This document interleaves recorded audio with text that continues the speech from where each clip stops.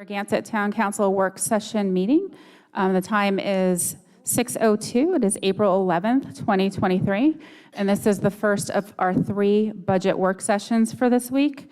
And today is a budget work session for the Town of Narragansett FY 2024 budget with staff to discuss the following budgets: human resources, building inspection, information resources, special appropriations, library, town manager, town solicitor, parks and recreation, beach fund, Middle Bridge, Kinney Bungalow, and Sunset Farms. So we'll start with human resources, and the way we're going to have this is we're going to have everybody present their budgets from the staff, and then we can have comments or questions from the town council members after each of these budget presentations.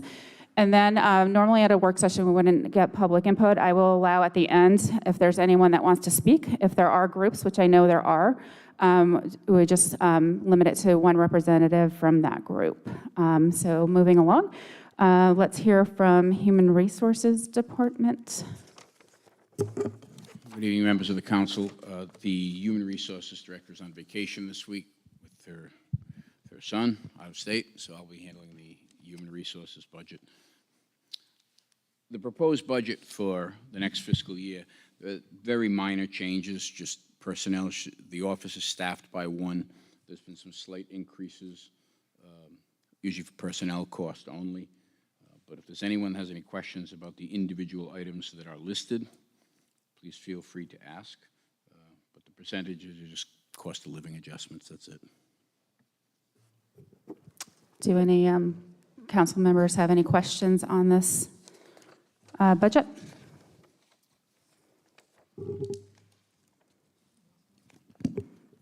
Okay, hearing none. We can move on to the building inspection budget.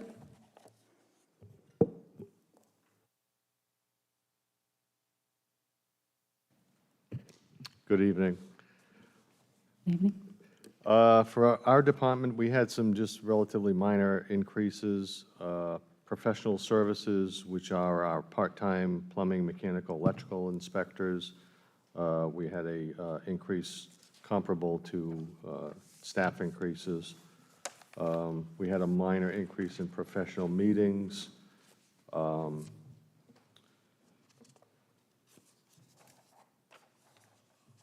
Other than that, we really didn't have any other increases. There were some decreases, and then there's some gas lubrications, but those are pretty much budgeted by the highway, I believe. So other than that, there's really no other major increases. Pretty status quo. It's pretty simple. Any questions from the town council? I don't have, oh, go ahead. You start with that. I was going to say, I don't have a question for Wayne. There's 2 line items that appear over and over again, and I'm just not sure exactly what they mean. One is 50105 long comp, and I think I know what that is, but I keep seeing it as a pretty large increase, so I was curious about what that is. Longevity.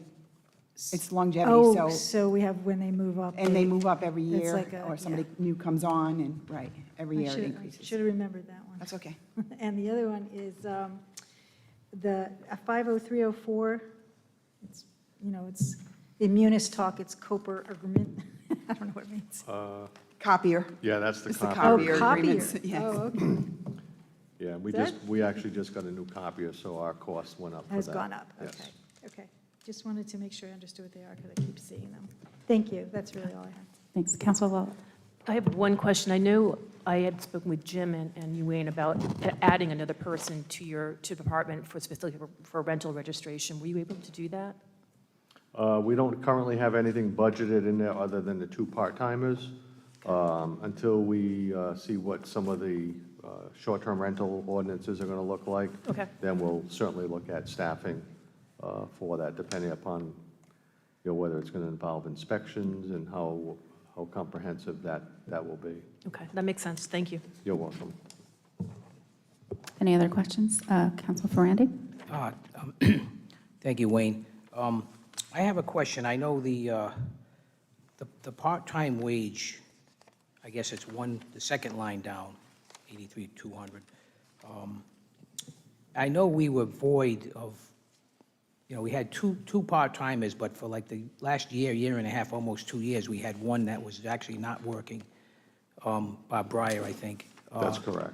So I just want to make sure that we're not losing because that other person didn't work, we don't lose that in the budget. It still maintains, enough for the two Yes, we still have part-timers the you two had plus an part-timers. increase. We still have the two part-timers in there. Okay. Just so you know, Steve, this is building inspection. The next budget is rental Rental. registration. Oh, is that all? Is This those employees on the rental registration? 0001440 is building inspection. And then comes rental registration. But who's it? 0501, it starts, 49033. So he's just going over his Yeah, building this is just inspection. building department right now, Oh, so. so those part-timers don't come under this They particular come budget? under rental Okay. registration, yes. All right, okay, thanks. Appreciate it. Teach you how to, read Munis. What's that? Teach you how to read the financial system. Okay, any other questions? Okay, next we'll move on to general building inspection. Sure. Rental registration, there really weren't any major increases in there. Everything pretty much stayed the same. There were some minor decreases based upon last year's spending, but technically no increases in that budget. Any questions from the council? Again, just to understand, the rental, at the end, where it says total rental registration, there's a number in the actual column, and I assume that means that that's additional funds that haven't been used, right? That That's we received? 2023's budget. That's the current year we're in. No, I'm looking at the actual. Yes, that's 2023's budget, which actually been spent. Right. So, Right. but maybe I The misunderstand. 42,000? Yeah, yeah. Yes, that's the difference from what the revenue has been and what the expenses have been so Right. far. So so what happens to if it stays that way? So just to clarify one other thing, the actual goes through the end of February, what we have here, is that right? This actual goes through. Or is it later than that? well, I'm trying to see when it was run. 3/20, this was run. Oh, so it goes through March. So it goes right to 3/20, and if there's anything left, it stays in rental registration. Right, This okay, is I just wanted to Yes. clarify that. Okay, thank you. Chris, there's something in here, but I've seen it in every single budget. Why has the telephone expenses gone up so much? Looks like it's doubled in everybody's budget. Telephone? Yeah. Sometimes it actually goes down. Where, can you show me? Because I. Sure, 50412, telephone service. Yeah, I actually went down. Are you looking at 2023 actual of $598? Okay, it went down from the 1650? Everybody's has gone down pretty much, All because right, I a was lot of looking at the people are wrong way. using their Thank own you. phones. Yeah, that's okay. So in that case, the proposed budget for that becomes $1,000, right? Correct. And that happens, I know that what you're doing is making sure you have enough money in there. That's the objective of that, right? So, because you don't know, in my mind, since it looks like we're probably, well, maybe 1,000 is the right number, because that might be what it turns out to be for the whole year. I don't Well, in know, but- 2022, it was $921. Right, And so right. far, we're at $598. So you're just leaving it there because that's what it looks like it might turn out to be. Yeah, you have to, It's a good guess. yes, you have to do kind of like an average. You can't be I know, exact. sometimes, I look at some of these. Can't be exact, that's not And a I budget. hate to, I don't like to even talk about $1,000, but, the fact of the matter is sometimes you look at these and it's like, Yeah, that's I okay. wonder if we That's couldn't all right. do something a little bit tighter. So, we'll see. I have one. Okay, Counselor Ferrandi. Thank you. So is there an increase or a decrease in the projection of the 2024 budget just for rental registration? Is that on here anywhere? Yeah. I see like how the money's spent, minus 321,960 all the way down. What's the budgeted amount? Okay, because of this is a special fund, it has to have a balanced budget, so revenues have to match expenses. So okay. his revenue projected is $321,960. That's all his budget can be. Right. And that's the potential of the the rental registration, however many, 2,000 or 2,200 times whatever the money is, whatever the amount per household is. It's a Yeah, fine, Yes. That would have been based on last year's revenue with the increased fees Right. when we increased those a little over a year ago now. yeah, on 120. Last year's budget. Okay, so that's right. This fund is just from the rental registration proceeds for the Yes. yearly fee. Right. No other fines or anything in there in this? Any fines go into the municipal court budget. Okay. So that's an estimate of what you had last year, basically, on it. Yes. Okay, thank you. Any other questions? Okay, so we can move on. Thank you. Thank you. Thanks, Wayne. Next up is Information Resources. Mr. Holland?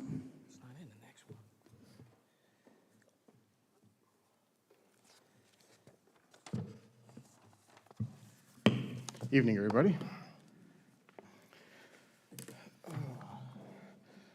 Very, very short presentation for the, council.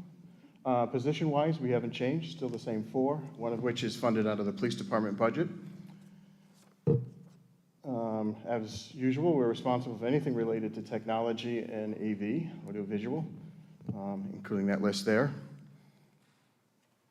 The first section of the budget is related to personnel and benefits, roughly 50101 through 50125. It's all related to salaries and benefits.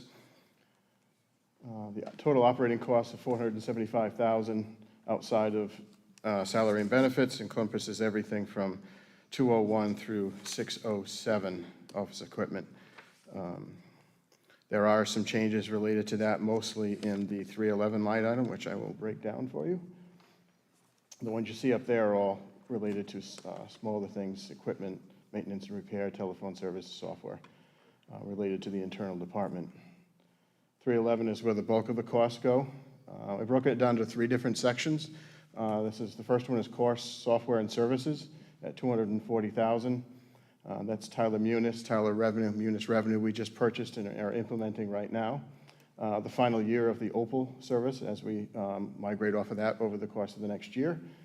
OpenGov, asset management and work order system for public works and wastewater, and the Microsoft 365 email and office accounts. The biggest change in this line item in 311 is the Tyler Munis revenue, over $80,000. The next section is cybersecurity related, antivirus, emails filtering, firewall support and updates, network monitoring and licensing, and the 2FA services that we all love. In the third section I broke down is everything that's not associated with those.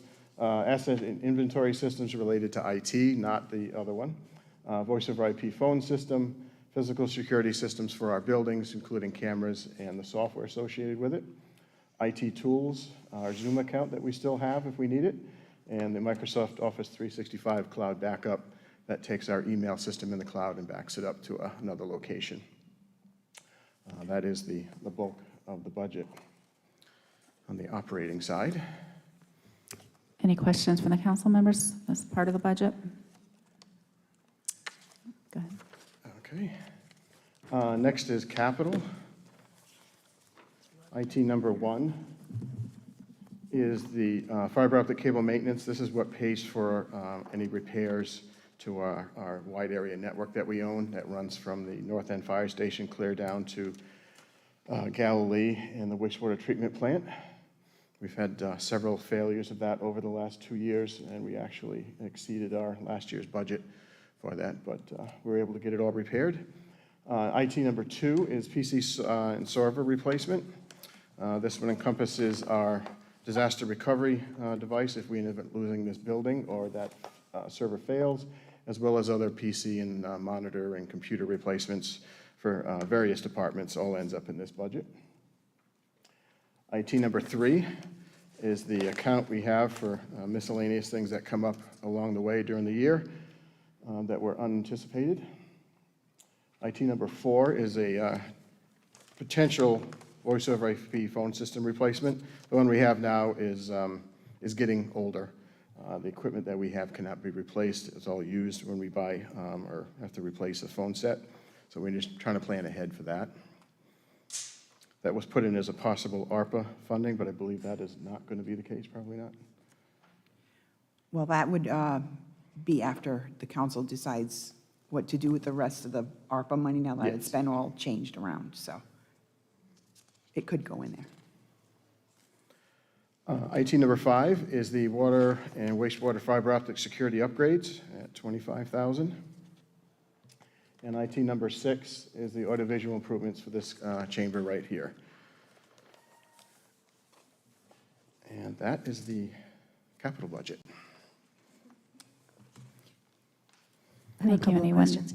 Hi, Dan, how Councilor are you? Capano. Hello. So it looks like at least a couple of these items, they're really just sort of staggered maintenance where you go in and you replace things like PCs or whatever Correct. over the course of time.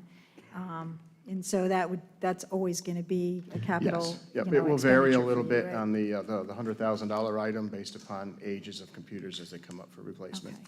Okay. I just wanted to be sure that that was clarified. The other question that I have is, do you ever, I mean, I keep thinking I'm always looking for grants, so I'm not really looking for them, I'm asking you to look for them. But, you know, is there any kind of grant funding out there, especially related to maybe cybersecurity or any kind of security? There has been some stuff related to security. There's another one coming out. We were just talking with CISA, part of DHS yesterday, and there are some more coming up. We've gotten grants in the past for computers related to public safety, especially in the police side. So that takes care of their computers. When it doesn't, we pull it from ours. They've had a couple of years where they did not get the burn grant. But yes, Right. we're always looking for it. Okay, we so can if find that, it. and if that did happen, we could hope, if that did happen, then some of these numbers would be Yes. reduced in terms of coming out of the Correct. general fund. Yep. Okay, thank you. You're welcome. Do any other council members have questions? No. Okay. So next, thank you very much. You're welcome. Next, we're going to move on to special appropriations budgets. So we'll start with, if anyone's here from the Narragansett Historical Society, I believe so. So Dr. O'Neill.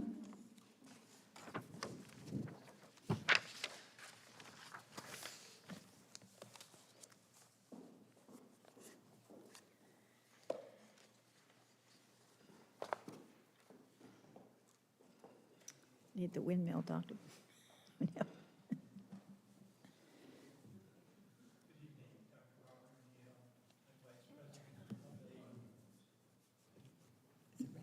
Yes. Good evening, thank you. I'm Dr. Robert O'Neill, and I'm Vice President of the Narragansett Historical Society. And first of all, I'd like to thank the Narragansett officials for granting us the long-term lease that we have on the windmill building on Clark Road. And I'd also like to thank the various departments of the town that have been so helpful in our restoration effort. Since obtaining a lease on the building, the Historical Society has raised almost $400,000 privately, most of which has been expended on the building, and we're approaching the final phases of the rehabilitation and hope that this fall that we will be able to actually open the doors.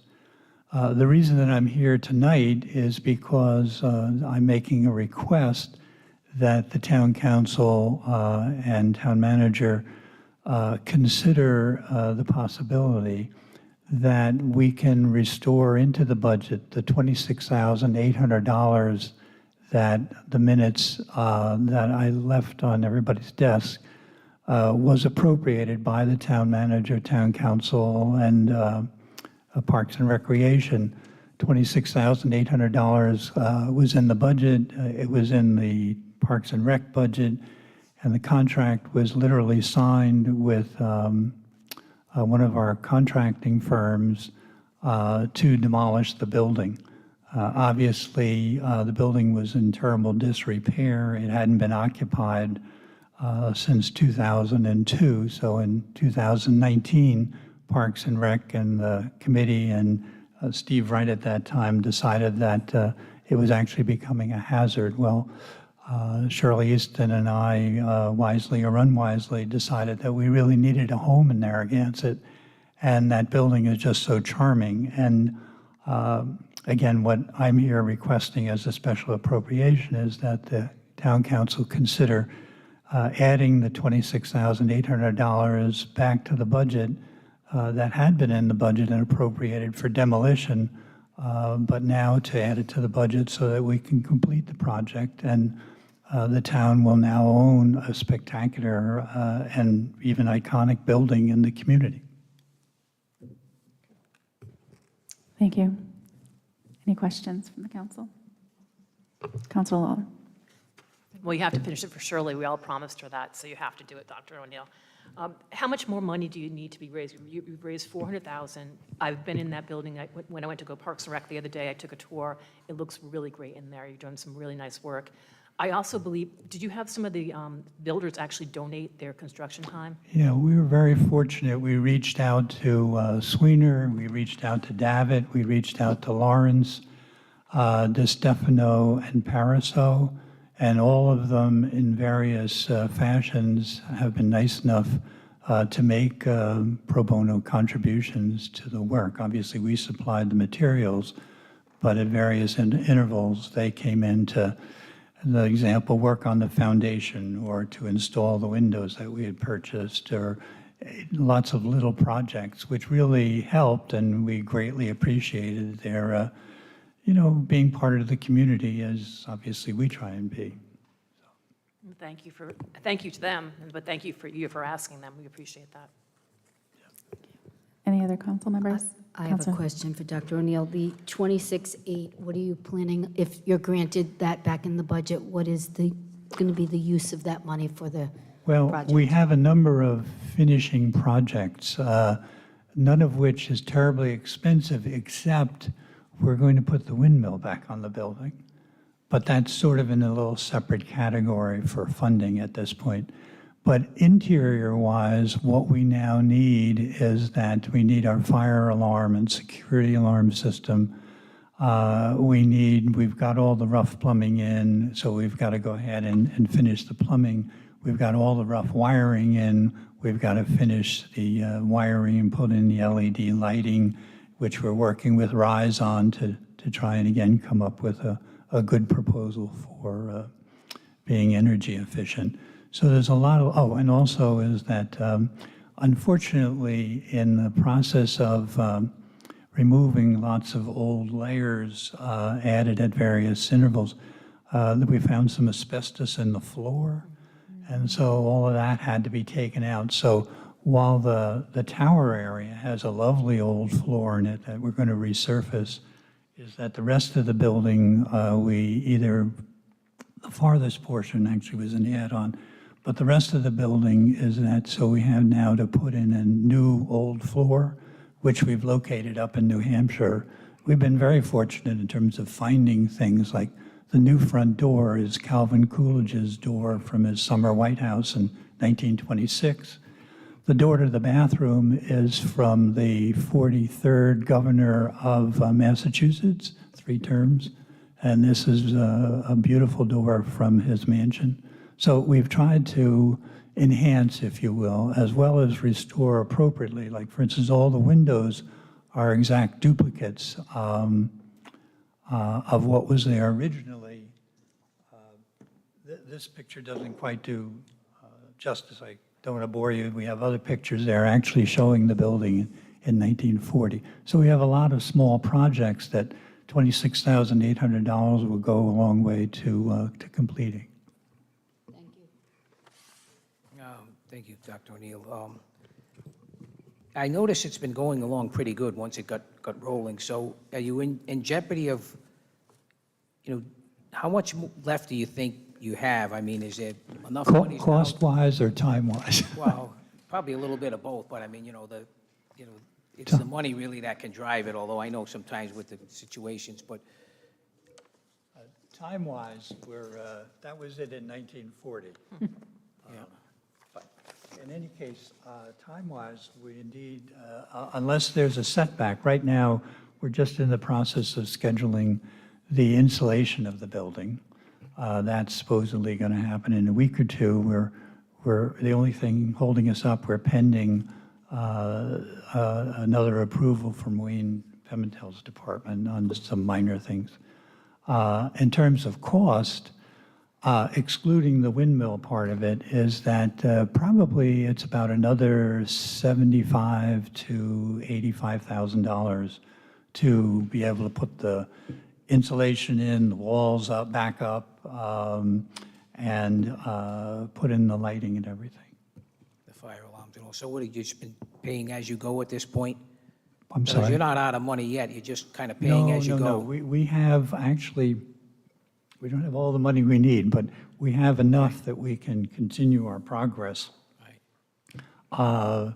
Certainly into probably June or so anyway, is that, and we have pending some proposals, as an example, with the Champlin Foundation and legislative grants, and some of our bigger donors who donated last year, we're anticipating are going to repeat that process, we hope, this spring.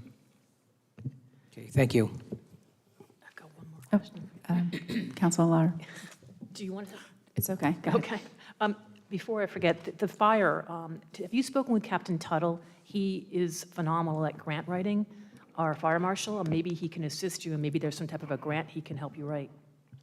I'll be more than happy to do that. One of the things we're doing to improve our position in that regard is that working with Keith Lescarbeau and the Historic District Commission, we're hoping to be able to take that area and put it into a historic district, kind of like Sunset Farms, Kinney Bungalow. And the reason for that is that it doesn't really restrict what can go on there. It just mandates that any kind of a proposal has to go through a process. It has to be reviewed, ultimately has to be decided on by town council. But it delays things. I spoke to the planning board the other day. We all remember, if we've lived here, how Anawan Farms disappeared. And it disappeared because it wasn't a historic district, which means that when somebody came in and just knocked down the old buildings and the blacksmith shop, it didn't have to go through a review process, which is really not that onerous. And the process itself is such that if a historic district were to tell you that they didn't like your window, and you said, well, I like my window, you would then have the ability to go to the zoning board, which is now the next mechanism. And ultimately, if the town council decided they didn't like the whole idea, you could dismiss the whole historic district.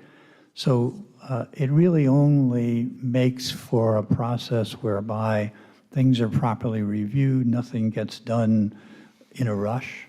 That's really, I guess, that's the whole purpose to having a historic district. But for us to have a historic district there for the remaining buildings from Camp Jury, as well as the windmill building, which, by the way, the windmill building was kind of interesting, is that the camp, Jewish Orphans of Rhode Island, bought that property in 1976. And what it became was it became the nurses' quarters and the infirmary. But that was just during the summer. Fall, winter, spring, it became one of the Narragansett URI dormitories. How it ever survived that, since it's all wood, is a miracle. But in any case, if we get the designation, hopefully, of having a individual entity historic district, what that enables us to do is to reach out to Historic and Heritage Commission in Providence to get a designation for that. Once we get that state designation as well, that opens the doors to a lot of different grant possibilities, just because of getting that recognition. Great. Thank you. And that's great I'll fundraising definitely check efforts. Mr. Tuttle, I'm sorry. Yeah. Well, I know there's a lot of love for that building, so thank you very much for all your efforts. Thank you. Thank you. Okay. Next up, do we have anybody from the Wildlife Clinic of Rhode Island? Wildlife Rehab Clinic of Rhode Island?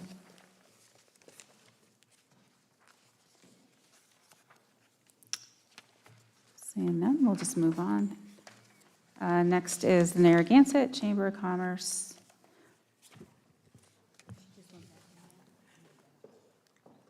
Where did she leave it? Okay. Okay. Okay, I'll just skip ahead while we wait for Peg to come back. Oh, she went to get her. Okay. Okay. Thank you.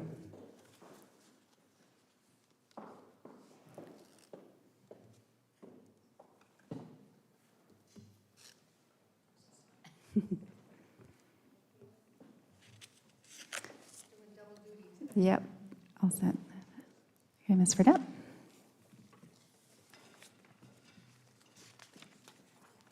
I know, I'm up high. Oh, all right. Stay high. I have that problem myself. Do I start? Yeah. Thank you. Yes. Okay. Over at the EDC meeting, so thank you for fitting me in. Operationally, we run at about 131,000, and most of our income comes from our dues and the events that we host. And of course, the help that you give us comes in quite handy as we run the Welcome Center as well. I have some handouts for you all. So you can read them at your leisure.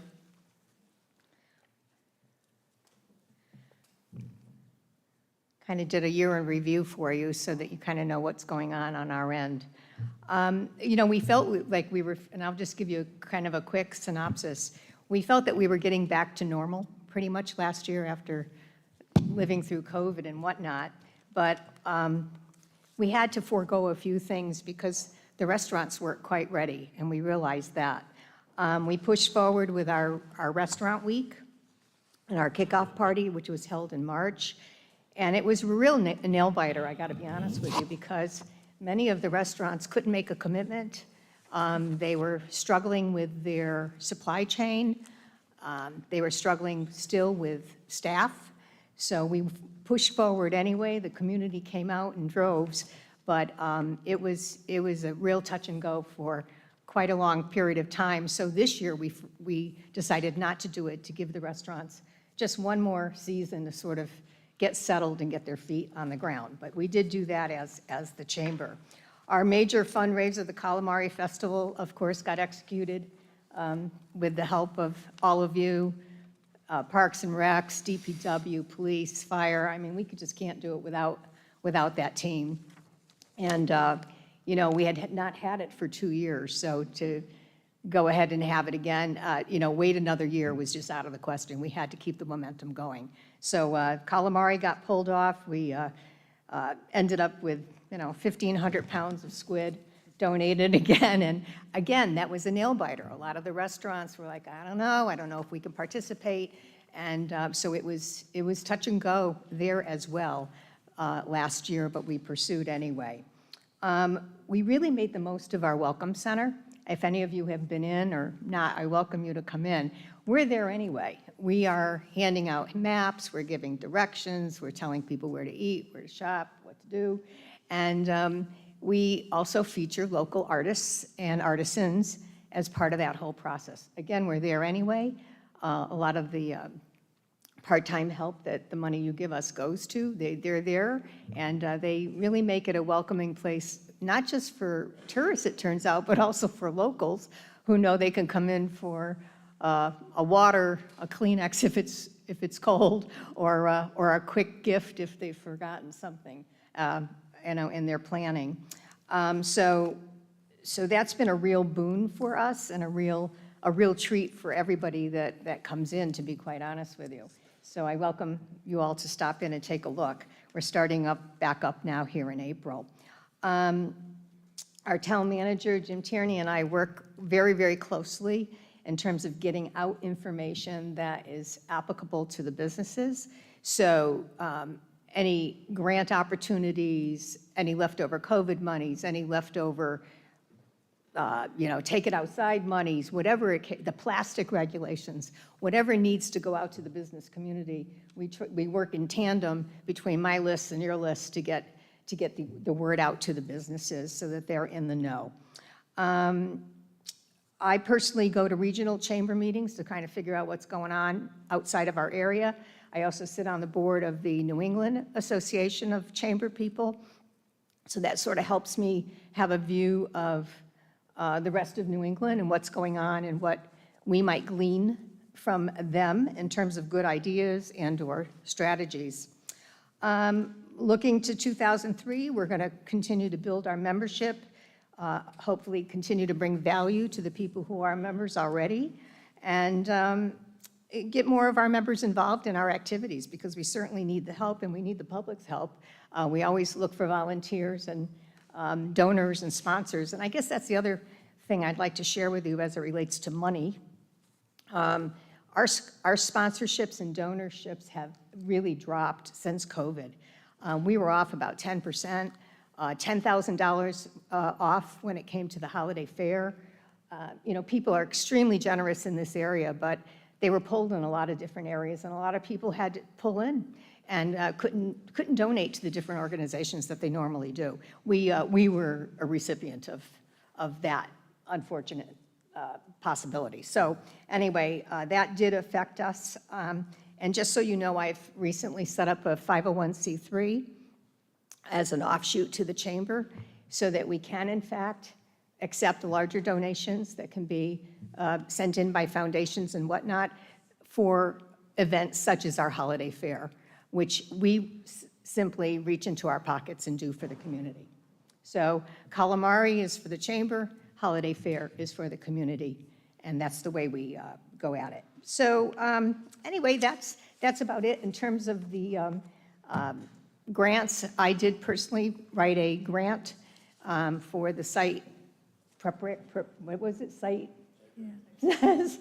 The site grant, and in hopes of getting some funding for the Clark Road building, which we utilize so much during the holiday fair. We'd love to come up with some money for you all, so thank you for the help that you all gave us, Deb and others. We really, really appreciate it. So anyway, that's about it. We're busy, see a lot of people, thousands of them. We love doing it. The Welcome Center is really a key piece of the chamber, so we're sort of schizophrenic in that way. We run two things, and your money goes to good use, believe me. And I sent along the article that was written about us. You have it in your packet, and it just, I think, points out the beautiful place that we live, why people should come here, why we should welcome them, and the kind of person we want to see come here. So anyway. Hey, can I just ask you a question? Sure. What's the ask for the chamber? You run on 130,000 for the year, but what's the ask? We I know asked, it's we asked for 25. 35 this year. 35, okay. It just helps us stay open longer and more hours. We open on Saturdays, and we feel it's just an important thing to do. So that's where the money goes primarily. Thank you. Yeah. Any other questions? Thank you. Questions from council? I have one. Council Brandon. Thank you. I know you, excuse me, you said the donations were down last year, and, COVID and everything else, people had different priorities here and there, but looking forward, I mean, is it any, I don't want to say it's real rosy, but I mean, are the businesses kind of still in a wait and see? Are they ready to kind of break open a little more? I mean, from what you've seen? Yes, they Or are. expecting more, let's say, They are maybe. getting ready. A couple were disappointed that we didn't do Restaurant Week. They thought they could have pulled it off. Yeah. Others were like, "Oof, thank God you didn't do that." So my sense is that the businesses are getting back on their feet. Staffing seems to be better. Service seems to be better. Their prices have stabilized a little bit more. Supply chain doesn't seem to be as big of an issue. I mean, they couldn't even print menus, a lot of folks, because the prices changed almost daily So those QR codes came in handy, frustrating for people like us who like to touch things, but that was the reason why. Your You know. donations were down. Yeah, quite a but bit. donations are just down, and we're not alone. Everybody I talk to basically has said the same thing. Memberships are down, donations are down. People are watching their dollar, having come off of COVID the way they have. So Okay, thank you, Peg. you're welcome. Thanks. And I'll plug that the vendors that you have there. There's a lot of great gifts. So I've purchased some there as well, so. Yeah, thank you. Thank you. Yeah, we've got some real talent in this area. We really do, and we showcase them. And not everybody just, so everybody knows, clearly not everybody can afford brick and mortar. It costs a lot to have a business front. And so we've helped quite a few people get on their feet. We Yep, really that'd be have, great. so thank you for your Thank support, you. everybody. You guys have been great. Thank you. Thank you. Any other questions, or? All set. Thank you. Go back to Okay, EDC, thank you. right? Okay, so next up, we have, do we have a representative from Southern Rhode Island Volunteers to speak? No. So that is a request of, increased request of $1,000, 3,500 to 4,500. Next up is the Samaritans of Rhode Island. Any representatives? That's a request of 500, it's the same as last year. Next, the Johnny Cake Center for Hope. I was told that I cannot be here, but it's the same request, $7,500 as last year. VFW Post 916. No, not yet. Anyone from the VFW Post 916? Okay. That request is the same as last year. It's a request for $5,000. Next, we have St. Elizabeth Adult Daycare Centers. Thank you. And the request is the same as last, which is $26,530.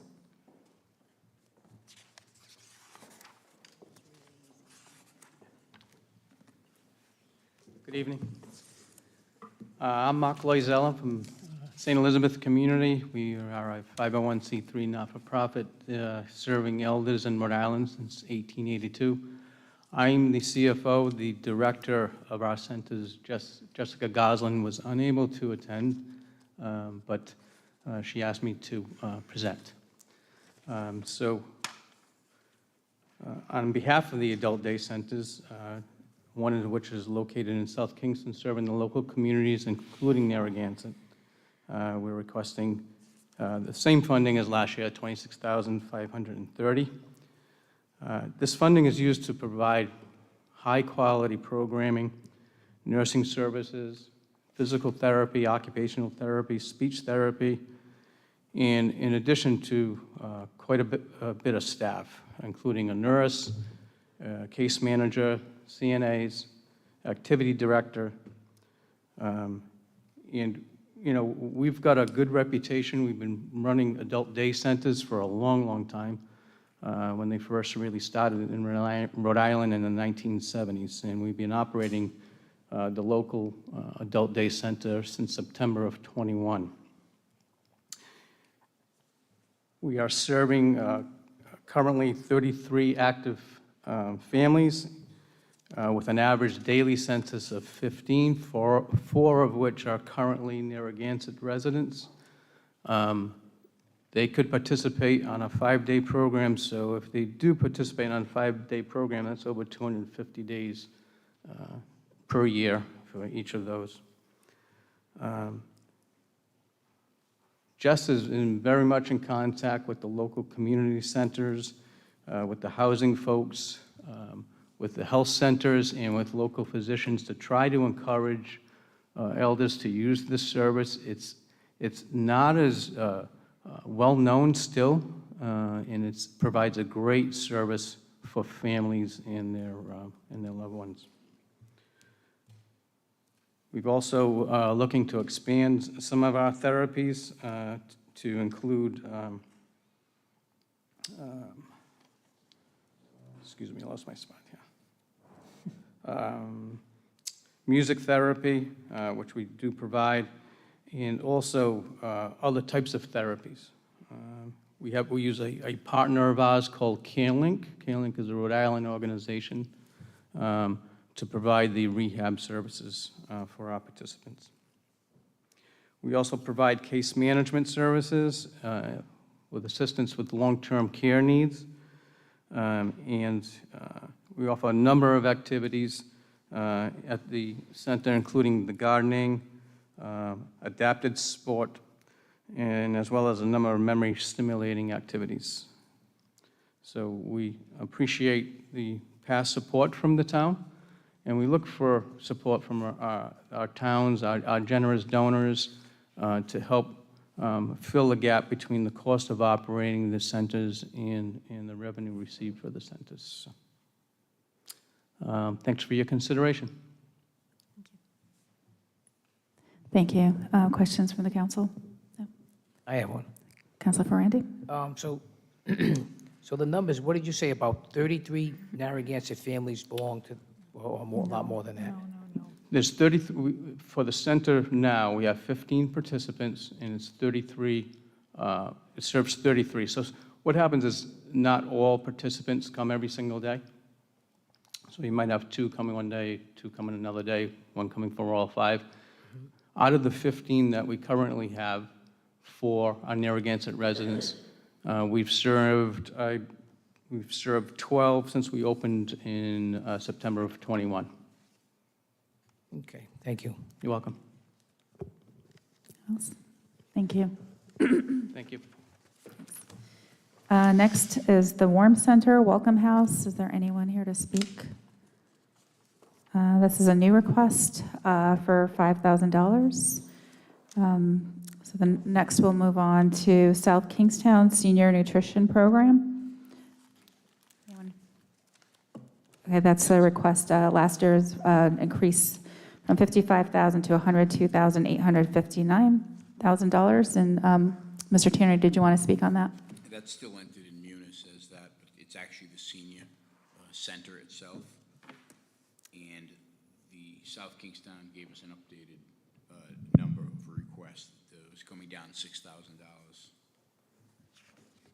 Okay, so on our budget worksheets here, where it says South Kingstown Senior Nutrition Program, it's supposed to say Senior services. Senior Services. Okay, and you said it went down? It went down almost $6,000. It was $96,911 is the new request. And what was 22-23? Was that the 55,000? Correct. Okay, so 55,000 was last year, and this Senior Services is 96,911. Yes. Thank you. So the difference between last year and this year, could you elaborate on that a little bit? Originally, and St. Elizabeth's plays into this also, originally South Kingston, there were 3 appropriations to the town of South Kingston. Right. One was for the senior services, enhanced senior services that they offer, the elder nutrition program, and the elder care program. South Kingstown also contracted out, so they no longer provide the elder care program.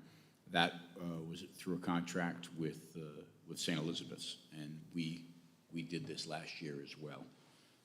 So this year, South Kingstown has asked for the appropriation for the senior service grouping by itself, and has eliminated the elder nutrition plan. Okay. And I believe the council has the letter from the TM. Yeah, it's a little confusing to me. From the senior services director. I just want to, I have 2 motions on the next council meeting that will deal with this. I think will answer a lot of questions for us. Okay, so we'll just move on then. Okay, so moving along. South County Home Health, VNS. Is there anyone? Okay, that request is the same from last year, which is $2,000. Next up is South County Museum. Last year's request was $7,000. This is an increase to $10,000. Do we have anyone from South County Museum to speak? Seeing not, we'll move to the last one, which is the Narrow River Preservation Association. And the request is the same from last year, which is $2,460. Good evening. You can actually come up to the table here. Thank you. Yeah, thanks. And then the microphone, just turn the microphone on. Hello, I'm Mary Ann Cronley with the Narrow River Preservation Association. And thank you for inviting us here to thank you for the donation of last year and coming off the pandemic, that we had a good year, and I'm very happy to report that we're going to have a better year next year. And basically, I'm not going to go into all the details about the Narrow River, because all you have to do is go on narrowriver.org and look at all of the information. The data of 32 years of water testing is available. And also, if you were to purchase a book that was written by one of our board members, Barry Devine, you would be able to see how Narrow River was formed yesterday, and then what we're doing today, and what we plan to do tomorrow. And that's pretty much, that is the name of the book, Yesterday, Today, and Tomorrow. So I'm not going to go into all of those details, that why it's a very important aspect of the town of Narragansett. And I just want to say, which has become very important, that NRPA is a Rhode Island state agency, and basically it's responsible to Rhode Island Rivers Council in order to follow the rules, which is to improve the water quality and make sure things are done correctly with people. Just for example, like people like the DOT putting the Route 138 through the watershed, we didn't find that the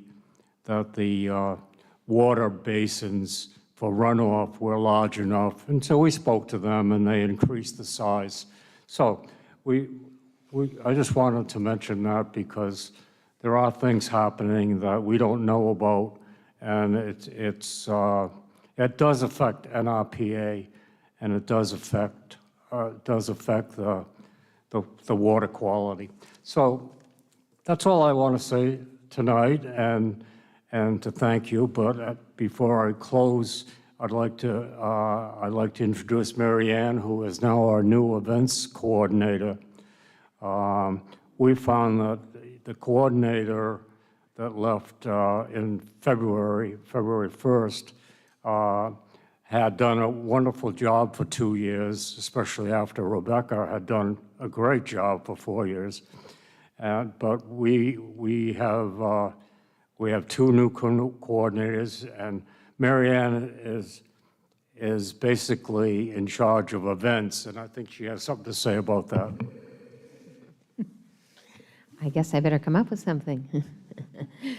Yes, I am the new events coordinator for the Narrow River Preservation Association, and we have a schedule throughout the summer of things you've already approved in the Middlebridge property that we'll be doing, like What Lives in the River and Art on the River. And we have the big turnaround swim coming up June 24th, and lots of other things going on. So we appreciate we've applied for $2,460 to continue our River Watch monitoring. That's specifically what these funds would be for. NRPA has been monitoring the quality of the Narrow River for 32 years. We have 13 locations throughout the river that we sample 14 times a summer. It takes a whole host of volunteers, and we've been keeping track of the Narrow River for a long time, and with your help, we hope to continue. Thank you so much. Thank you. Any questions from the council? I don't have any Comments? questions, but I would Yep. like to just thank you for your stewardship for so many years on the Narrow River. It is a beautiful, wonderful place to visit, and, I'm so happy that it's still as beautiful as it was, from the beginning. So thank you. Thank you. Thank you. Thanks. I just want to add one thing is that I'm Richard Grant, and I've been president for 52 years, and I've been president for 32 years. And working with Narragansett is part of my program, and everything has gone very well to this date. So thank you. Thank you. Thanks, Mike. Appreciate you. everything. Okay, next up Heather, can I is, ask one question? Sure. Chris, how much money do we have available to appropriate to all these fine folks? We don't. So there's nothing, there's no, No, there's no like yearly action. allocation that you decide on. It's just in all individual and so- requests. So nothing from a block grant or nothing that, a No. pool of money to fill them? Okay. No. All right.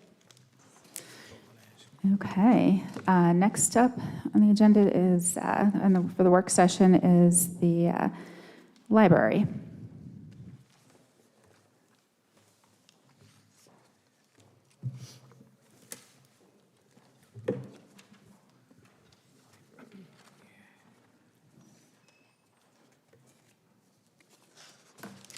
Good evening. I Hi, have Ms. some Everett. updated paperwork to hand you. Some numbers have changed since Okay. this was last prepared. Okay, thanks. Yes, and I want to apologize to the council for the late updates, and most of all to Chris Wilson, because we had late changes to it. Basically, the budget is still level funding, level budget. We all know how that works with the state of Rhode Island, but OLIS did have some updates as to where and how they want the numbers shown on the list. So that's the updated that we just did late this afternoon. But the bottom line is still last year's 1126729, which is level funding for the library.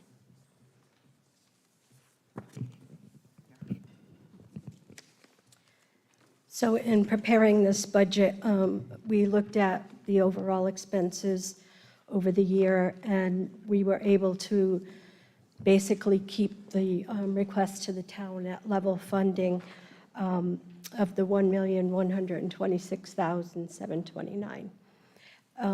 Previously, we were funded the $841,000, and last year was the first increase we had in quite a few years. The increase in state aid has made a difference in our budget.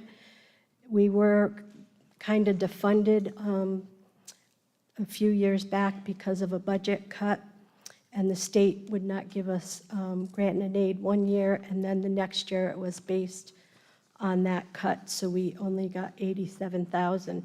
We're happy to say that the state has increased our state aid to $210,000. So the monies and the funds that we use to put this budget together, basically $860,000 goes to staff and benefits. The library wouldn't be there without the staff. They're the ones who make the information available and help patrons. So the rest of the money that we spend is on utilities, library licenses, some dues, insurance, repairs and maintenance, and of course, books. The book budget is actually now expanded in what the book budget covers. It includes ebooks, it includes movies, databases, things like that that are so important to our services for patrons. As far as the staffing is concerned, we are budgeted for 6 full-time positions. One of the positions is currently unfilled, but it is in the budget. We are anticipating no increase in full-time positions, but with that one unfilled position, we would mostly hire, I should say, look at hiring a tech person as we move into a new building that is quite high-tech. We will need someone to help us with those services, which would include self-scanners, which means less labor, and there's better sight lines for staff monitoring, and then there's also going to be cameras and on-site monitoring. So that helps us be able to keep staffing down. Right now, we have 14 part-time positions, which means they work less than 20 hours a week, and they have no benefits. Most likely, we'll be adding some part-timers to help us with the move to the new building and to be able to offer services. So some of the areas that we have added to the library that we don't currently have is what we call a maker space, which is going to be technology-driven, and it will provide opportunities for students and teachers and the community to be able to try out new technologies. For example, it's not brand new, but it's still evolving very quickly, and it's the 3D printer and the uses that we've found that people can use. We also have a new meeting space that allows after-hours use. The setup is such that the library would not have to be open per se. You could just have the area open for the meeting space. And of course, this meeting space will be available to community members and organizations, and of course, it's free. We're also going to be increasing programming since we can have larger crowds in the meeting space. We'll attract more programming. And as time goes on and demand increases, we'll be able to expand our hours. Right now, we are open 49 hours a week, and that is still some short closings at night because of COVID. We had cut the shifts down and did not open the full. We used to be 51 hours. That does not include the Sunday hours that we open during this school year.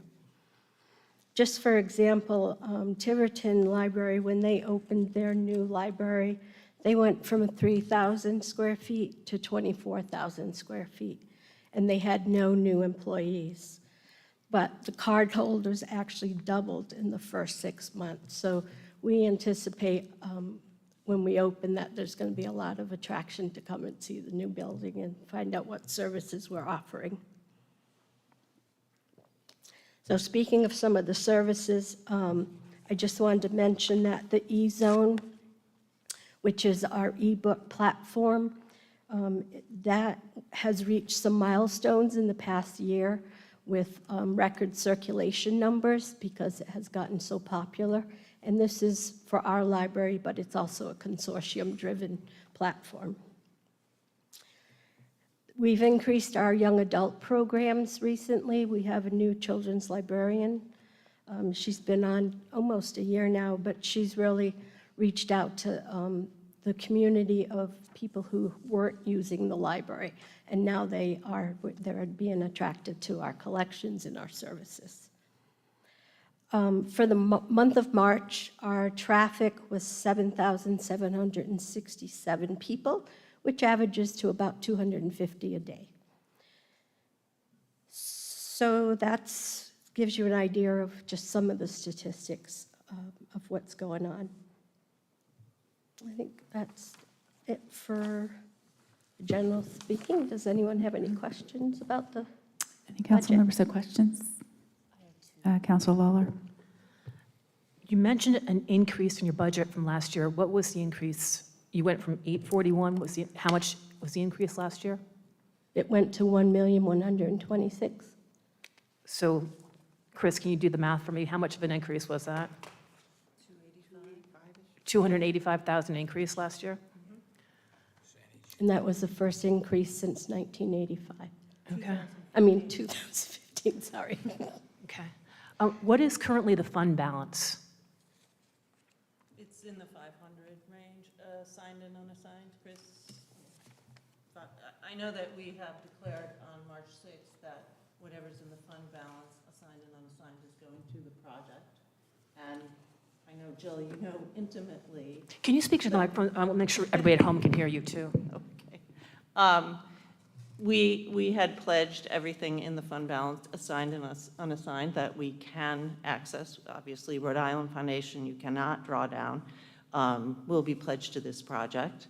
And again, I know that you know level funding, if you cut our budget from the 1.126, then we lose all state aid, which we lost $400,000 last time around, and it would have a capitulating effect on the entire building project and the bondholders and et cetera. So that's pretty much the rules of level funding. I think everyone understands that, right? Well, so it was a really large increase last year, and I know that for the project, we had said 5.8 million. So your intention is to take the additional taxpayer dollar and put it toward the build-out of the five. So you're going to increase that dollar amount, 500,000, whatever it might be. That is our assigned fund balance, yes. So you're going to use that to build the new library? Yes, we have always said that. Oh, Lori, I'm just asking some questions.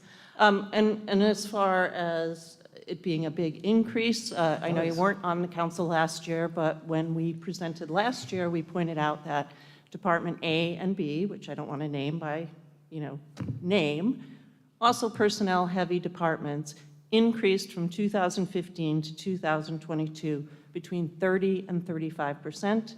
And I think if you do the numbers, you'll find that we increased 34%. We just went all in one fell swoop because of the defunding that happened previously. I think the only difference, well, one of the differences for me is, Jim, correct me, do any of the current departments have a budget, a fund balance of any amount at the end of a year? If they haven't used it, does it go back to the general fund?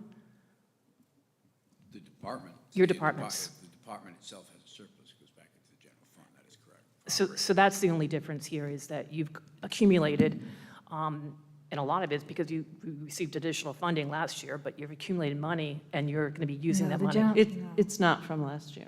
Well, you did get a nice increase from last year, so I'm just saying. So the difference between the library and the town departments is you have a fund balance that you're allowed to keep, where any of the departments are not allowed. That's incorrect. The schools and libraries are given that's the ability to hold fund balances So Laura, what by is the the state of departments? Rhode Island. The departments, not the schools. I'm not talking schools. We have no control of the schools. Well, we are sort of a quasi-department because the state of Rhode Island says that we can hold and be in control of our budget. Understand, but I just want to make, it's a lot of money. We've had a lot of folks here asking tonight for money for their organizations. I just want to make sure it's clear that this money is going to that purpose. That's all. I mean, last time around, and I just have to say this, I have 3 children. They had, allowances. One child saved every dime and had $1,000 at the end of the year. Another child was constantly borrowing. What you have done in the past, Jill, is take the money from the department that saves and spend it on pickleball courts. That is actually what happened. So I understand you want to clarify this to the public. We are being frugal and fiscally responsible. Our fund balance is partially assigned donations for capital improvements, which was the former Maury Luchins Memorial Fund. It's people that donate to the library that stays on the budget. It's fees and fines and interest that we accumulate. So of the 500,000, I think about 250 is actually overflows of taxpayer funds, but just to be clear. All right. We're just here to talk about the budget, and this is part of the budget process. Thank you. Questions or comments for any of the council members? I have a question. Council Friday. I'm trying to understand it. The total budget is, I'm looking at this, $1,478,635, correct? Well, And of that, if I can ask, and of that, the appropriation from the town is $1,126,000. So the difference is what you guys receive from OLIS as a percentage of what the whole budget is? That is, where is the OLIS number of? The oldest number is right at the top, which is state aid, state grant and revenue, which is 210,000. The way that this is presented through Chris, and I'm not an accountant, so I'm not arguing with that, is the 1.478 includes our capital improvement budget. That's in that number, and also 123,000 increase from state aid. If I could just add a little bit to that, so I kept the $136,885 separate, so it wouldn't be considered in the town's appropriation year over year to increase our maintenance of effort.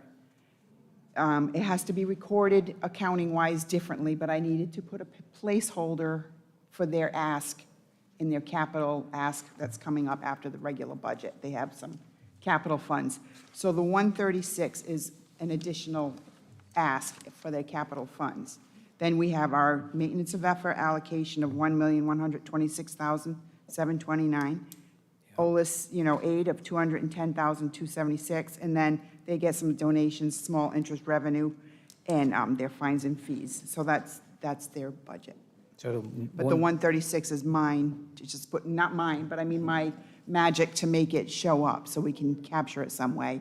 After that, it's just going to be an assigned fund balance at the end of the year. So there's the 1,478,635, does that include the capital improvements of 136, or it doesn't? Yes, it does. So that's It the total, does. that's the total ask Correct. at that point? Well, No. Well, with the, I'm saying with What the, she's saying is the total ask for our operating budget is 1,126.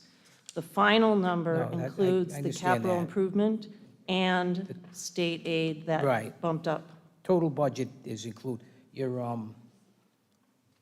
capital improvements are included in the 1,478. Okay, that's fine. Thank you. I just had a staffing question. Did you say you have one full-time unfilled position presently and 14 part-time, less than 20 hours a week that receive no benefits? That's what you currently have? Yes. So when you move to the new building, will the staffing be the same? So we're going to keep the full-time staff the same. I mentioned some of the reasons we're able to keep it at that because of the difference in the design of the building makes it easier for staff to monitor. And also, if, for example, the makerspace would have an extra person to help monitor programs, so we would hire a part-time person to help with some of that. And again, they're under 20 hours, so they get no benefits. So I just want to be clear, so the staffing really isn't increasing?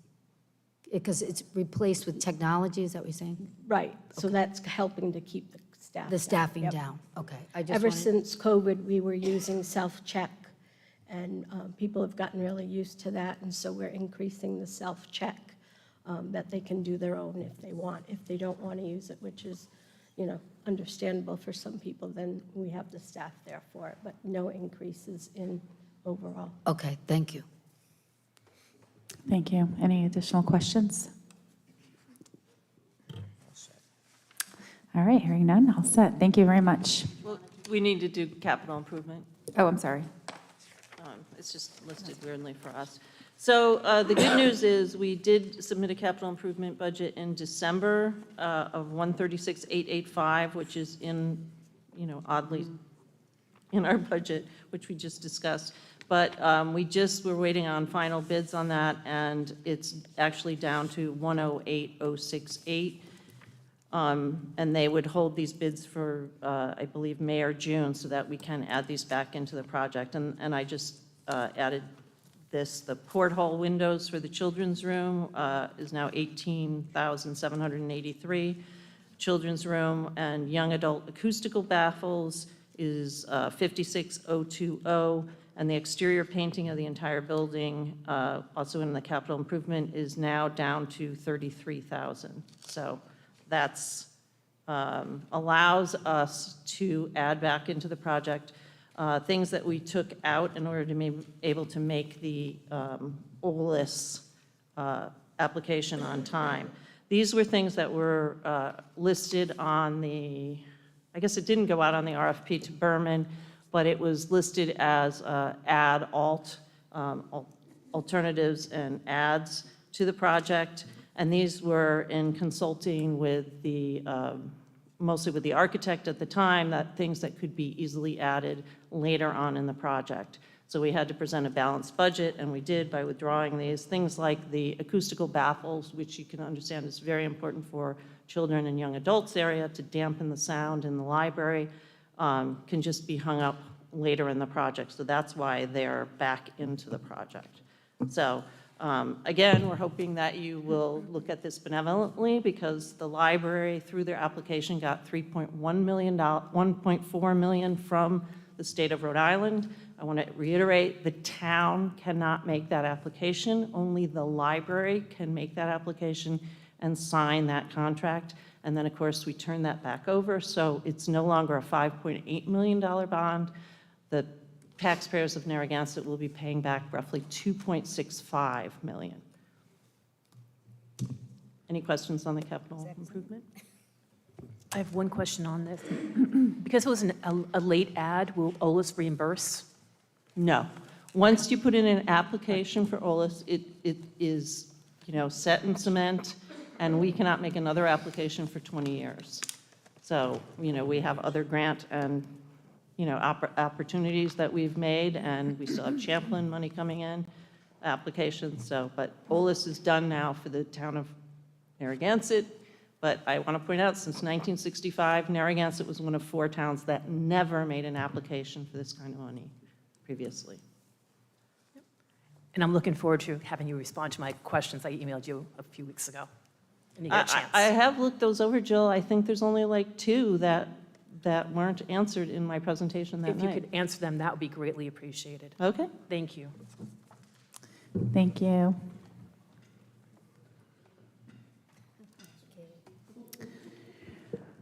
Okay, next we'll move on to the town manager, Mr. Tierney. The budget for the town manager's office is similar to HR. There's 2 people in the office, and there's license fees and association fees and standard increases in labor cost. There's really Okay, pretty simple. nothing of any Nope. No surprises there. expenditures, no capital, it's just standard office. Any questions from the council? Again, I have a general question. It doesn't have anything to do with the town manager's office, but the costs for dental and medical, they're not determined yet, right, for the next year? Or It are did they? come in, Okay. the amounts did come in, Okay, but after this was published, the savings is approximately $132,000. okay. Those Thank you. changes will be made with the next budget. Right, okay. I was wondering. Okay, thank you. Next up for discussion is the solicitor, the town solicitor budget. Mr. Tierney, would you like to discuss that one? Yes, as you can see in the proposed budget to the council, a significant increase in the legal fees, legal service fees. Even the amount that we have listed currently, that we propose to the council, 200, isn't enough, I don't believe. But it's a good place to start. Currently, we're up to $253,000 in legal fees. It's a combination of special projects and litigation cases that are assigned to the solicitor and assistant solicitor, as well as special counsel that's been appointed by the council for different projects, or in one case, a significant pension case where the attorney's fees were paid for. They weren't an attorney for the town, but they were an attorney that we paid. You know how much that one was, at the lawsuit, the Matt Riley lawsuit, Just shy, it was $29,000 and that change. we owed, that the other, Olin and attorney. Penza was the firm. how much, 29? Almost, just over 29, 29,165.42. Okay. But we don't anticipate something like that in this year, right? Certainly hope not. Yeah, I was just going to say, that seems like a huge, I mean, 250,000, I have to think about who's doing the work for us and why when we have a solicitor. So I hope that moving forward, we can lower that number. Yeah. 'Cause that's really high. Right, that's from last year's projections, correct? Yes. Thank you. But, so I just want to clarify that, though. If last year's numbers, the actuals, are based on, specific, unique cases, would that be the right set of numbers to use to determine what we're going to do going forward? I mean, it would seem, unless we know that we have other litigation pending that we expect to have to deal with or whatever.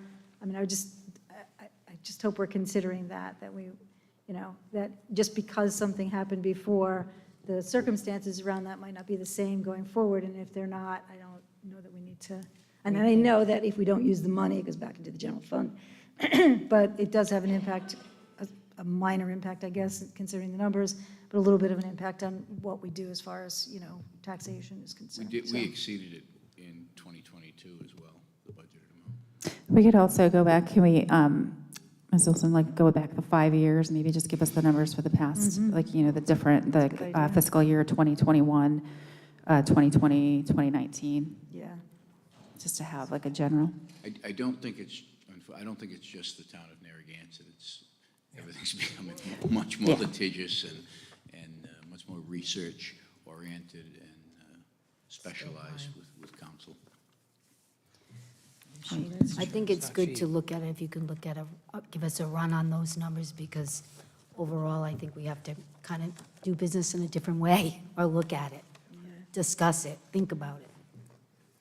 Just to be sure. Any other All of us. questions, comments? Absolutely. All of us. That's right. Got that right. All set with the town solicitor budget? Okay. All right, so moving on. Next up on the docket is Parks and Recreation. Ms. Kershaw. Good evening, everyone. So I have the rest of your package. And to start off, the first 9 pages of your package deal with the administration budget, 1810, Parks, 1820, Recreation, 1830, and the Senior Center, 1840. We have done our very best to review each and every line item of the budget. I like to do that actually as we spend money, just to see exactly where we are with all those different funds, just to make sure we're not overspending, and getting that call from Christine that we went over and where are we going to pull the money from.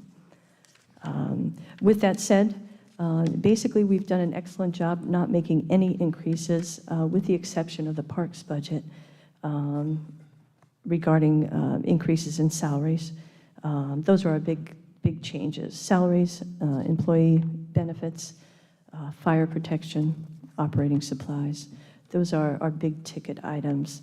But in general, all of the funds have pretty much stayed very reasonable with very minimal increases. If you'd like to just take a look at those pages and let me know if you have any questions. Any questions from the council?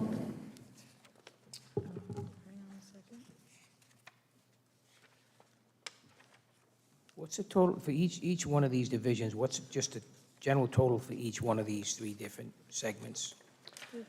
So if you look at the end of each of the categories, you'll see the total operating budget line item, or the total amount. So for 1810, 1810, okay. right, 245, 146. 245, 146. Okay, yeah. Parks maintenance, 933. is that the figure? 933, 317. Recreation, 289, 289, okay. 81.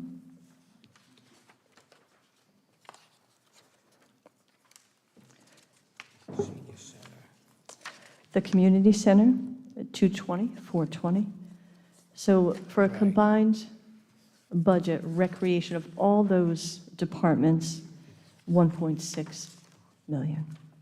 0.6, okay, yeah. Thank you. You're welcome. Thank you. Moving on to capital.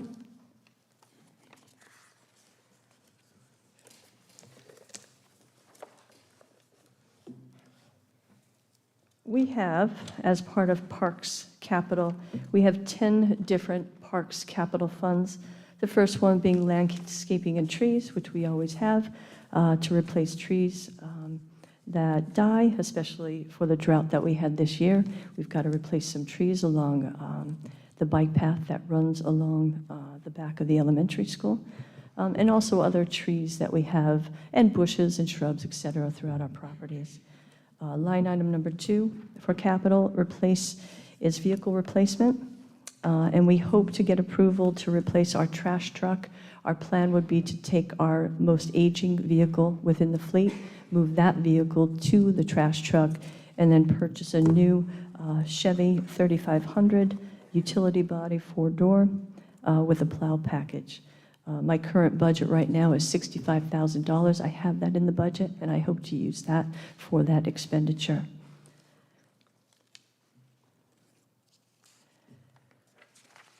The next project is field lighting.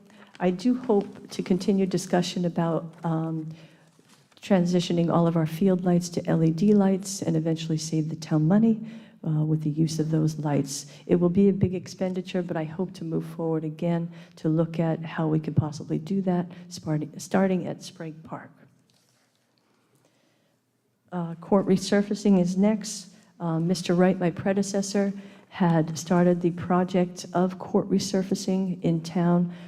As you know, we started with the pickleball court project 6 years ago, resurfacing the tennis courts at Clark Road, making those into 4 designated pickleball courts. Recently, the basketball court at Clark Road was resurfaced. Previous to that was George C. And then we hope to move forward with that project, again, with Cristofaro Park, the tennis courts up there, and also Metuxet Park. Parks rehab, again, as you know, I'm really hoping to continue with the process of replacing our aging playground structures throughout our parks. You recently, and thank you very much, approved the Boone Street structure, so we're very excited to get that going. I had also applied for a site grant for the Petaquamsket Top Park. That's also a very aging top park, and we hope to get that grant money, and if not, I'll build that into my capital improvement projects as well.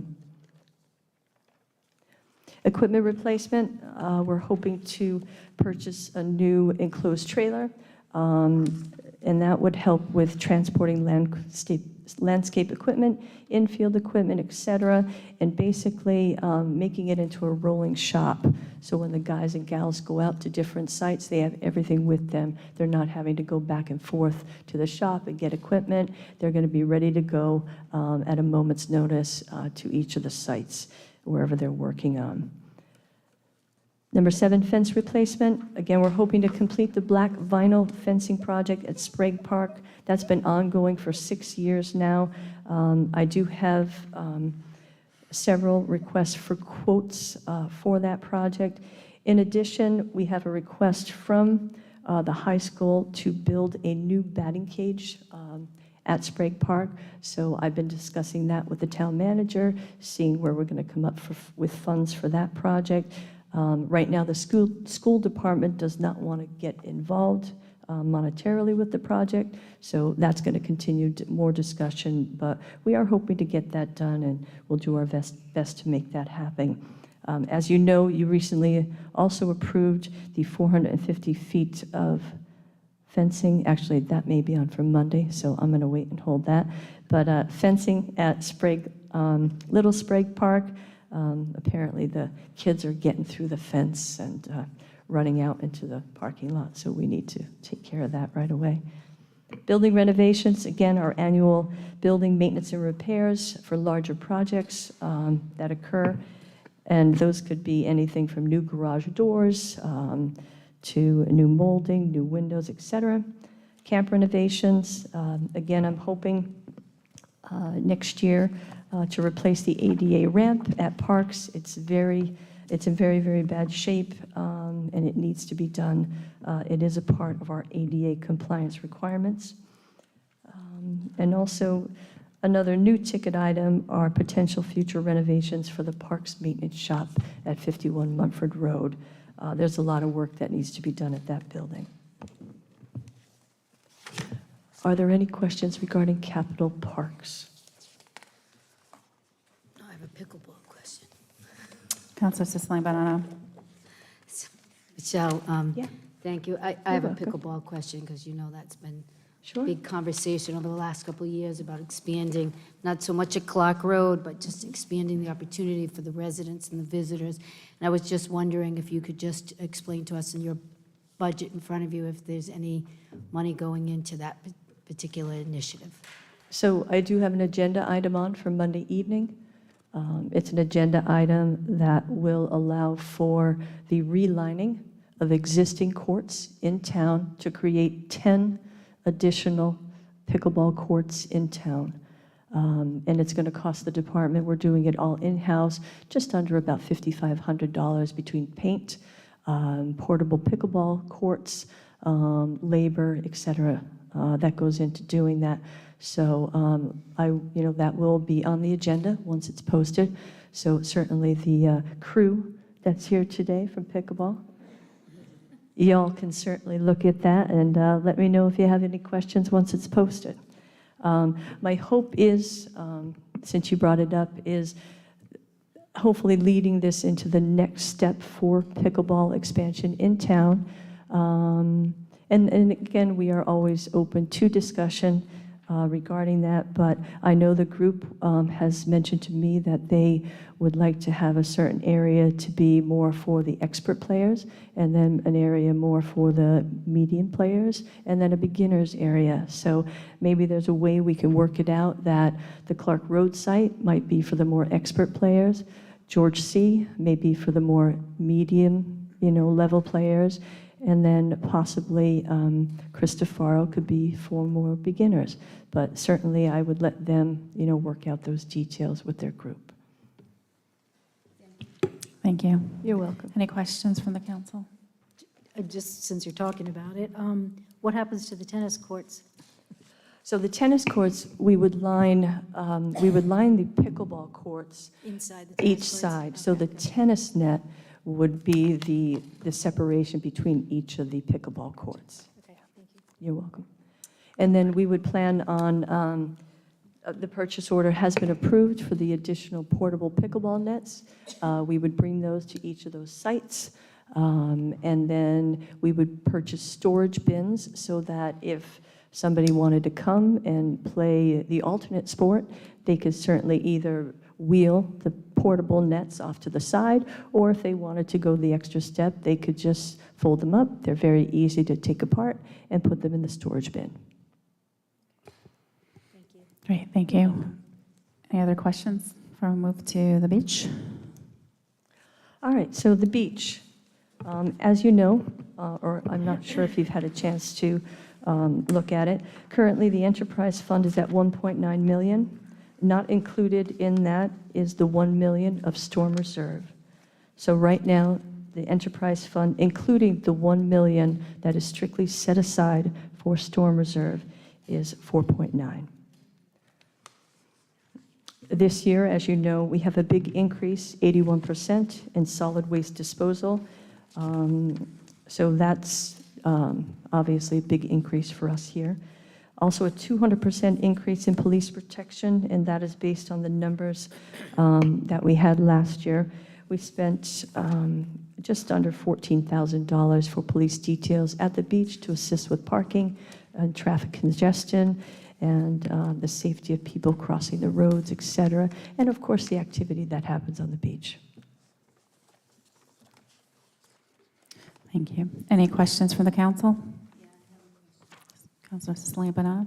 So 4.9 in the beach, that's the extra fund, right? Well, I wouldn't say it's Well- extra, because that's our money, I that's our apologize. checking Yeah, account. So I didn't mean right? extra, but it's pretty hefty, right? I mean, I think it's a good amount of money. Well, And take out Chris- the 1 million now, just Yeah, talk about the it's 3.9. It's still, I think it's a good amount of money. So we talked about no increases to the beach this year because we're sitting on that money.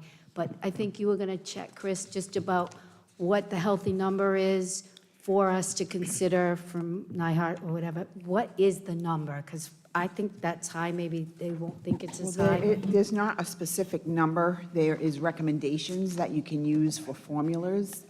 So I've met with Eva and Deb and Michelle and Mr. Lynch. And we also have the rate study going out with the water, wastewater. And one of the deliverables is a recommendation for fund balance. So, we have 5 examples here that we can talk about at some point, different formulas to use. There's quite a few different thoughts on what's good and what's not good. So, I mean, it could be, last year's budget, plus your capital for the next year. It could be, there's, like I said, I have 5 different options. So there is no magic number at this point. It would just be what the council wants to, or deems appropriate. Maybe it could be a fund balance, a resolution, kind of like the school department. You know how they did the school department where it's 3% for capital improvements, 2% for emergency, or, and try to determine something like that. But I thought it'd be useful to wait until the wastewater is done and see what that comes back as. And then maybe we can meet or have a discussion, I don't know, whatever you want to call it. I can prepare something. Yeah, that would be And- helpful. Yeah, Just at this because- point, it's too late to make any changes for the 2023 beach season.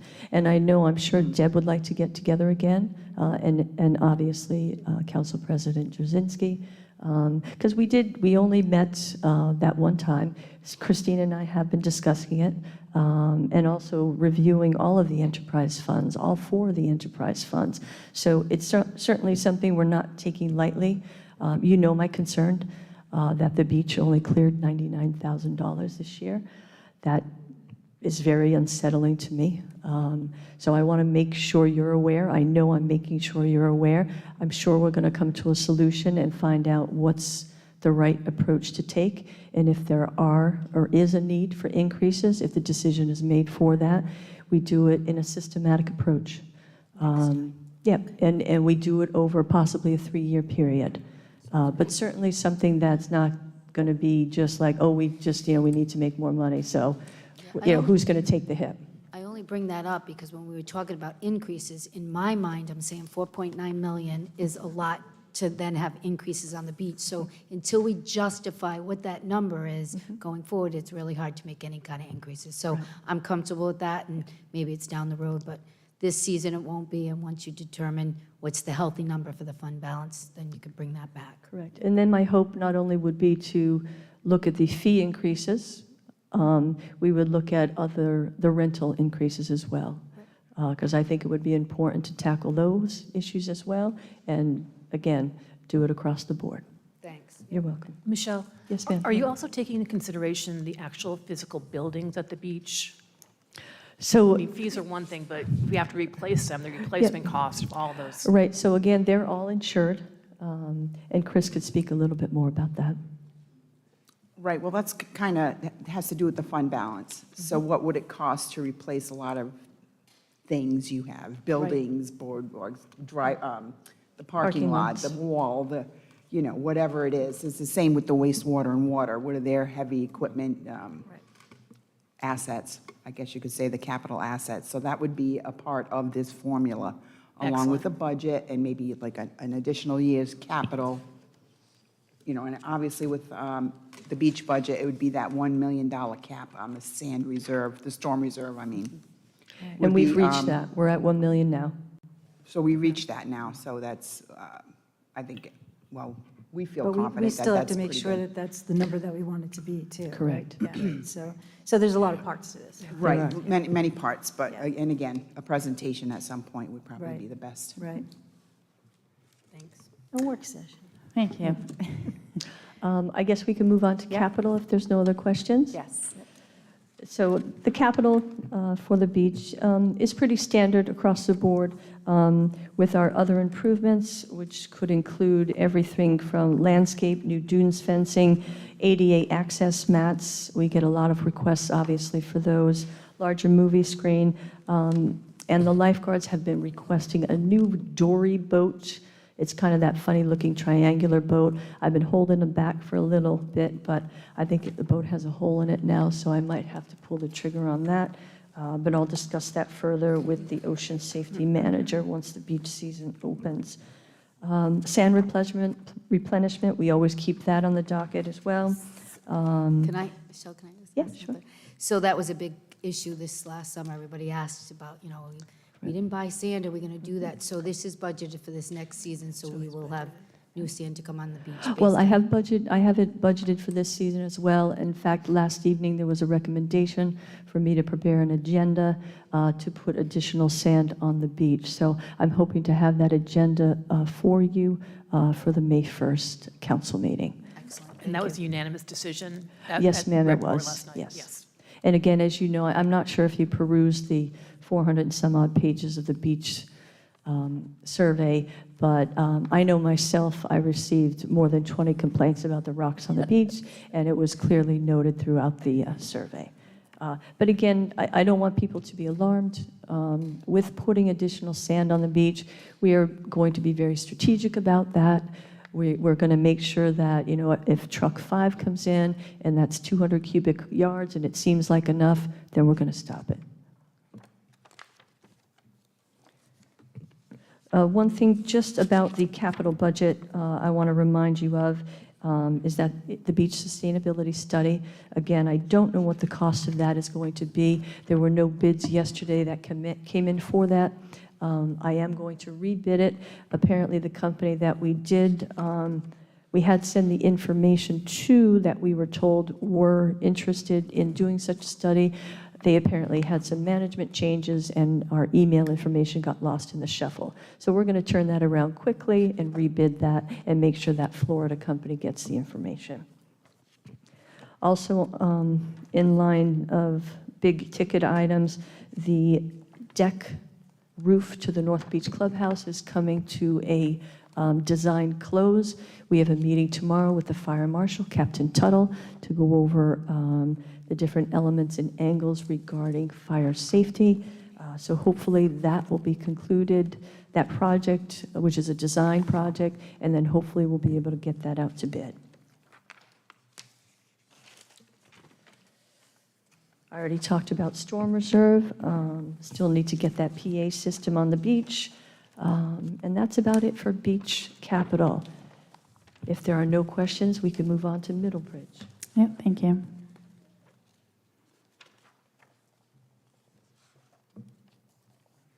So Middlebridge, our operating budget is pretty self-explanatory. Grounds maintenance, building maintenance and repairs, renovations as needed. And that is a fun little enterprise fund that a lot of people don't know about. But that is one of our enterprise funds as well. But pretty much it's self-sustaining. And as we all know, Matt Eddy does an excellent job of helping us with all of these repairs and renovations. Thank you. Any questions from the council? Okay, next is Kenny Bungalow. So Kinney Bungalow, as you know, has been struggling. Our revenue, unfortunately, does not exceed our expenses. And Chris assists us in keeping the money where it needs to go. Again, an old building like Kinney Bungalow, as you all know, it takes a lot to keep it going. The fire alarm service alone, the elevator service, it just costs a lot of money. But maybe, hopefully in the future, we can get that building to be a year-round facility to hopefully generate more money so we're in the green moving forward. Ms. Kershaw, there were, for Middlebridge, we had, there were a couple of the. Oh, the two capitals? Yes, I'm sorry. So the first capital for Middlebridge, grounds maintenance, again, this is going to assist us with adding trees, picnic tables, more decorative things for once the driveway adaptation project is complete. And then the Middlebridge 2 is building repairs and renovations. And again, it's an annual budgeted amount for the repairs to the buildings on site. And one thing I'd like to mention is that we've been reached by an independent business person who's very much interested in redoing the yellow building, total gut, and he wants to put in a smoothie shop and a crepe business. So he's looking to negotiate that with us, and we have a meeting with him next week about that. So that'll be an interesting turn of events for that particular property. So that's some exciting news there. Thank you. You're welcome. All right, so we covered Kinney And Bungalow. just Sunset Farm, we talked briefly about Kinney Bungalow, if anybody. Did you, so then there's the capital, what did you go, I don't. Right, so Kinney Bungalow, again, I'm hoping with this money, along with the needed repairs to the columns, I'm not sure when we're going to be able to get those columns replaced, but I'm certainly going to have Mr. Lescarbot go out there, examine them, making sure they're safe, and have him tell me a time frame of when he thinks we really need to get them done. And then I'm hoping to piggyback the bid that the Towers did for the Chivari chairs. They recently did that bid, and I'm hoping to see if we can get some new ballroom chairs for Kinney Bungalow as well. But if the columns come in high at a price and are obviously a safety issue, they're going to come first. And that's it there. And then our last item is Sunset Farm. So again, very small budget. As you know, the caretaker runs that farm himself. And I don't think since I've been in this position, he's ever asked me for any money for that building that he occupies, or the other buildings as well, the home, the other buildings. So basically, this budget covers general insurance, purchase water service, and building maintenance and repairs. But again, he has never asked me for that building maintenance and repairs money, but I would certainly give it to him. For example, if the front steps of the farmhouse needed to be repaired, we would certainly take care of that.